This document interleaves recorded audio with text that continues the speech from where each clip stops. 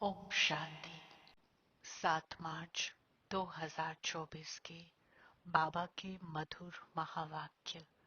मीठे बच्चे, बाप का कर्तव्य है कांटों के जंगल को खलास कर फूलों का बगीचा बनाना। इससे ही नंबर 1 फैमिली प्लानिंग हो जाती है। प्रश्न: फैमिली प्लानिंग का फर्स्ट क्लास शास्त्र कौन सा है और कैसे?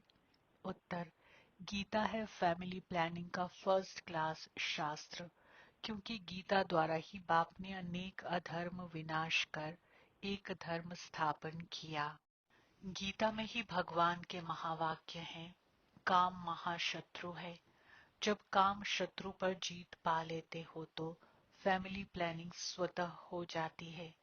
ये एक बाप का ही काम है, किसी मनुष्य का नहीं। ओम शांति। शिव भगवान उवाच: बाप बैठ रूहानी बच्चों को समझाते हैं, इस दुनिया को तो आसुरी दुनिया जरूर कहेंगे, नई दुनिया को दैवी दुनिया कहेंगे। दैवी दुनिया में मनुष्य बहुत थोड़े रहते हैं। अब यह राज भी किसको समझाना चाहिए? जो फैमिली प्लानिंग के मिनिस्टर होते हैं उन्हों को समझाना चाहिए। बोलो, फैमिली प्लानिंग की ड्यूटी तो गीता के कथन अनुसार एक बाप की ही है। गीता को तो सब मानते ही हैं। गीता है ही फैमिली प्लानिंग का शास्त्र। गीता से ही बाप नई दुनिया की स्थापना करते हैं। ये तो ऑटोमेटिकली ड्रामा में उनका पार्ट नूंधा हुआ है। बाप ही आकर के आदि सनातन देवी देवता धर्म की स्थापना करते हैं अथवा प्योर नेशनैलिटी की स्थापना करते हैं। अपने को देवी देवता धर्म का ही कहेंगे। गीता में भगवान साफ बतलाते हैं कि मैं आता ही हूँ एक धर्म की स्थापना करने, बाकी अनेक सब धर्मों का विनाश करने। तो इससे फैमिली प्लानिंग नंबर 1 हो जाएगी, सारे सृष्टि पर जय जयकार हो जाएगी और एक आदि सनातन धर्म की स्थापना हो जाएगी। अब तो बहुत मनुष्य होने कारण बहुत किचड़ा हो पड़ा है। वहां के जानवर पंछी आदि सब फर्स्ट क्लास होंगे, जो देखने से ही दिल खुश हो जाए। डरने की बात नहीं। बाप बैठ समझाते हैं, तुमने मुझे बुलाया ही इसलिए है कि आकर फैमिली प्लानिंग करो, अर्थात पतित फैमिलीज को वापस ले जाओ, पावन फैमिली की स्थापना करो। तुम सब कहते थे बाबा, आकर पतित दुनिया खलास कर नई पावन दुनिया बनाओ। ये बाप की ही प्लानिंग है, देखने से ही दिल खुश हो जाए। लक्ष्मी नारायण को देखने से तुम्हारी दिल खुश होती है ना? वहां तो यथा राजा रानी तथा प्रजा सब फर्स्ट क्लास होते हैं। तो ये फैमिली प्लानिंग की युक्ति ड्रामा में नोंधी हुई है। तुम बच्चों को समझाना है, पारलौकिक बाप तो सतयुगी प्लानिंग फर्स्ट क्लास करते हैं, कांटों के जंगल को ही खलास कर देते हैं। इस सारे भंभोर को आग लग जाती है। ये धंधा तो बाप का ही है। तुम कुछ भी नहीं कर सकते हो, कितनी भी मेहनत करो, सक्सेसफुल कोई हो ना सके। बाप कहते हैं, जिस काम विकार को तुम अपना मित्र समझते हो वह बड़ा भारी दुश्मन है। बहुत हैं जो उनके मित्र बन जाते हैं। बाप ऑर्डिनेंस निकालते हैं, तुम इस पर विजय पहनो, तुम समझाओ। बाप कहते हैं काम महाशत्रु है। बेचारों को पता ही नहीं कि फैमिली प्लानिंग कैसे हो रहा है। ये तो कल्प कल्प बाप करते हैं ड्रामा अनुसार। फिर ये होना ही है। सतयुग में बहुत थोड़े मनुष्य होते हैं, इसमें फिक्र की कोई बात नहीं। बाप प्रैक्टिकल में ये काम कर रहे हैं। वो लोग कितना माथा मारते हैं। एजुकेशन मिनिस्टर को भी समझाओ, अभी के कैरेक्टर्स कितने खराब हैं, देवताओं के कैरेक्टर्स कितने अच्छे थे। तुम बेपरवाह होकर वाणी चलाओ, बोलो ये कोई तुम मिनिस्टर का काम नहीं है, ये तो ऊंच से ऊंच बाप का काम है। इन देवताओं के राज्य में एक धर्म, एक राज्य, एक भाषा थी। कितने थोड़े मनुष्य थे, परंतु ऐसी युक्ति से बोलना बहुत थोड़ों को आता है। वह रुहाब नहीं रहता है। उन्हों ये लक्ष्मी नारायण का चित्र दिखाना चाहिए। ये फैमिली प्लानिंग बाप ने ही की थी, अब फिर कर रहे हैं। इनके राज्य की स्थापना हो रही है। बाबा ने कहा है, ये लक्ष्मी नारायण का चित्र हमेशा फ्रंट में रखो और बत्तियां आदि खूब लगाओ। प्रभात फेरी में ये ट्रांसलाइट का चित्र हो जो एकदम क्लियर कोई भी देख सके। बोलो, हम ये फैमिली प्लानिंग कर रहे हैं। यथा राजा रानी तथा प्रजा, डीटी डायनेस्टी की स्थापना हो रही है। बाकी सब विनाश हो जाएंगे। तुम कहते भी हो कि हे पतित पावन आओ, हमको पावन बनाओ, सो तो बाप ही बना सकते हैं। एक देवी देवता धर्म ही पावन होता है, बाकी सब खत्म हो जाते हैं। बोलो, शिव बाबा के हाथ में ही ये प्लानिंग है। सतयुग में ये प्लानिंग हो जाती है। वहां है ही देवता वंश, शूद्र होते नहीं। ये तो बड़ी फर्स्ट क्लास प्लानिंग है। बाकी सब धर्म खलास हो जाएंगे। इस बाप की प्लानिंग को आकर समझो। तुम्हारी ये बात सुनकर तुम पर बहुत कुर्बान जाएंगे। ये मिनिस्टर आदि निर्विकारी प्लानिंग बना कैसे सकेंगे। बाप जो ऊंच ते ऊंच भगवान है, वे आते ही हैं ये प्लानिंग करने। बाकी सब अनेक धर्मों को खलास कर देते हैं। ये बात है ही बेहद के बाप के हाथ में। पुरानी चीज को नया बना देते हैं। बाप नई दुनिया की स्थापना कर पुरानी का विनाश कर देते हैं। ये ड्रामा में नोंद है, समझाना चाहिए। बहनों और भाइयों, इस सृष्टि चक्र के आदि मध्य अंत को तुम नहीं जानते हो। बाप बतलाते हैं, सतयुग आदि में न इतने मनुष्य होते हैं, न फैमिली प्लानिंग आदि की बात ही करते हैं। पहले तुम सृष्टि के आदि मध्य अंत को आकर समझो। सदगति दाता बाप ही है। सदगति अर्थात सतयुगी मनुष्य। पहले पहले ये देवी देवता बहुत थोड़े थे। फर्स्ट क्लास धर्म था। बाबा फूलों की फर्स्ट क्लास प्लानिंग बनाते हैं। काम तो महाशत्रु है। आजकल तो इनके पिछाड़ी प्राण भी दे देते हैं। कोई की किसके साथ दिल होती है, माँ बाप शादी नहीं कराते हैं तो बस घर में ही हंगामा मचा देते हैं। ये है ही गंदी दुनिया। सब एक दो को कांटा लगाते रहते हैं। सतयुग में तो फूलों की वर्षा होती है। तो ऐसे ऐसे विचार सागर मंथन करो। बाबा इशारा देते रहते हैं, तुम इनको रिफाइन करो। चित्र भी भिन्न भिन्न प्रकार के बनाते हैं। ड्रामा अनुसार जो कुछ होता है वह ठीक है। किसको समझाना भी बहुत सहज है।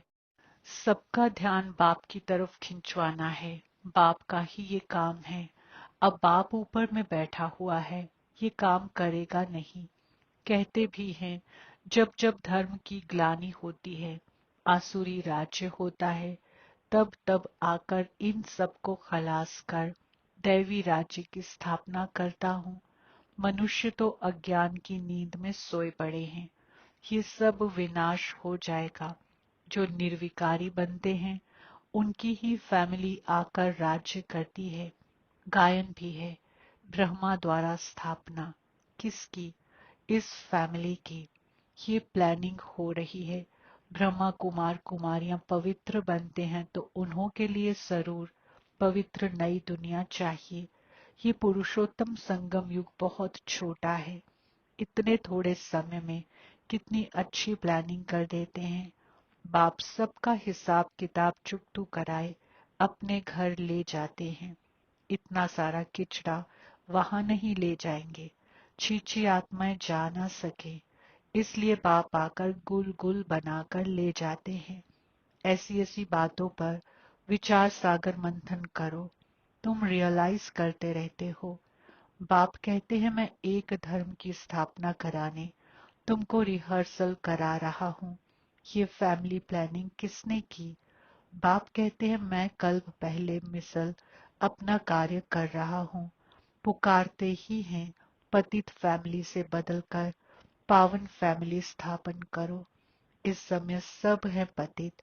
शादियों पर लाखों खर्चा करते हैं, कितना शादमाना करते हैं और ही पावन से बदल पतित बन जाते हैं। तुम बच्चों को अब यही ईश्वरीय धंधा करना चाहिए, सबको समझाना चाहिए। सब आसुरी नींद में सोए पड़े हैं, उनको जगाना चाहिए। गोरा बनकर औरों को भी बनाएं, तो बाप का प्यार भी जाए। सर्विस ही नहीं करेंगे तो मिलेगा क्या? कोई बादशाह बनते हैं तो जरूर कोई अच्छे कर्म किए हैं, ये तो कोई भी समझ सकते हैं। ये राजा रानी हैं, हम दास दासियां हैं, तो जरूर आगे जन्म में कर्म ऐसे किए हैं। बुरे कर्म करने से बुरा जन्म मिलता है, कर्मों की गति तो चलती रहती है। अब बाप तुमको अच्छे कर्म करना सिखलाते हैं, वहां भी ऐसे जरूर समझेंगे कि अगले जन्म के कर्मों के अनुसार ऐसे बने हैं। बाकी क्या कर्म किए हैं वह नहीं जानेंगे। कर्म गाए जाते हैं, जितना जो अच्छा कर्म करते हैं वे ऊंच पद पाते हैं। ऊंच कर्मों से ही ऊंच बनते हैं। अच्छे कर्म नहीं करते हैं तो झाड़ू लगाते हैं, भरी ढोते हैं। कर्मों का फल तो कहेंगे ना, कर्मों की थ्योरी चलती है। श्रीमत से अच्छे कर्म होते हैं, कहाँ बादशाह कहाँ दास दासियां। बाप कहते हैं अब फॉलो फादर, मेरी श्रीमत पर चलेंगे तो ऊंच पद पाएंगे। बाप साक्षात्कार भी कराते हैं। ये मम्मा बाबा बच्चे इतने ऊंच बनते हैं, ये भी कर्म है ना। बहुत बच्चियां कर्मों को समझती नहीं हैं। पिछाड़ी में साक्षात्कार सबको होगा। अच्छी तरह पढ़ेंगे लिखेंगे तो नवाब बनेंगे, रुलेंगे पिलेंगे तो होंगे खराब। ये तो उस पढ़ाई में भी होता है। भगवान उवाच, इस समय सारी दुनिया काम चिता पर जल मरी है। कहते हैं स्त्री को देखने से अवस्था बिगड़ती है, वहां तो ऐसे अवस्था नहीं बिगड़ेगी। बाप कहते हैं नाम रूप देखो ही नहीं, तुम भाई भाई को देखो। बड़ी मंजिल है, विश्व का मालिक बनना है। कभी किसकी बुद्धि में नहीं होगा ये लक्ष्मी नारायण विश्व के मालिक कैसे बने। बाप कहते हैं मैं तुमको स्वर्ग का मालिक बनाता हूँ। ये लक्ष्मी नारायण सर्वगुण संपन्न थे। आजकल जिनका तुम नया ब्लड समझते हो वे क्या करते रहते हैं? क्या गांधी जी ये सिखा कर गए? राम राज्य बनाने की भी युक्ति चाहिए, ये तो बाप का ही काम है। बाप तो एवर पावन है। तुम फिर 21 जन्म पावन रह फिर 63 जन्म पतित बन जाते हो। समझाने में इतना मस्त बनना चाहिए। बाप बच्चों को समझाते रहते हैं, बच्चे पावन बनो। अच्छा, मीठे मीठे सिकिल थे बच्चों प्रति मात पिता बाप दादा का याद प्यार और गुड मॉर्निंग। रूहानी बाप की रूहानी बच्चों को नमस्ते। हम रूहानी बच्चों की रूहानी बाप दादा को याद प्यार गुड मॉर्निंग नमस्ते और शुक्रिया। धारणा के लिए मुख्य सार। पहला पॉइंट, अपनी अवस्था सदा एक रस अडोल बनाने के लिए किसी के भी नाम रूप को नहीं देखना है। भाई भाई को देखो, दृष्टि को पावन बनाओ, समझाने में रुहाब धारण करो। दूसरा पॉइंट, बाप का प्यार पाने के लिए बाप समान धंधा करना है। जो आसुरी नींद में सोए हुए हैं उन्हें जगाना है, गोरा बनकर दूसरों को बनाना है। वरदान, अपने सरल स्वभाव और शुभ भाव द्वारा भोलानाथ बाप के प्यार का अनुभव करने वाले आकर्षण मूर्त भव। स्पष्टीकरण, भोलानाथ बाप को सबसे प्रिय भोले बच्चे हैं। भोले अर्थात जो सदा सरल स्वभाव शुभ भाव और स्वच्छता संपन्न मन और कर्म दोनों में सच्चाई और सफाई वाले हैं। ऐसे बच्चे आकर्षण मूर्त बन बाप को भी अपने ऊपर आकर्षित करते हैं। भोलानाथ बाप ऐसे सरल स्वभाव भोले बच्चों के गुणों की माला सिमरण करते हैं। भगवान को भोलापन प्यारा है। आप बच्चों ने अपने भोलेपन से ही भगवान को मोह लिया उन्हें अपना बना लिया। स्लोगन: अपने चेहरे और चलन से गुण व शक्तियों की गिफ्ट बांटना ही शुभ भावना, शुभ कामना है। ओम शांति।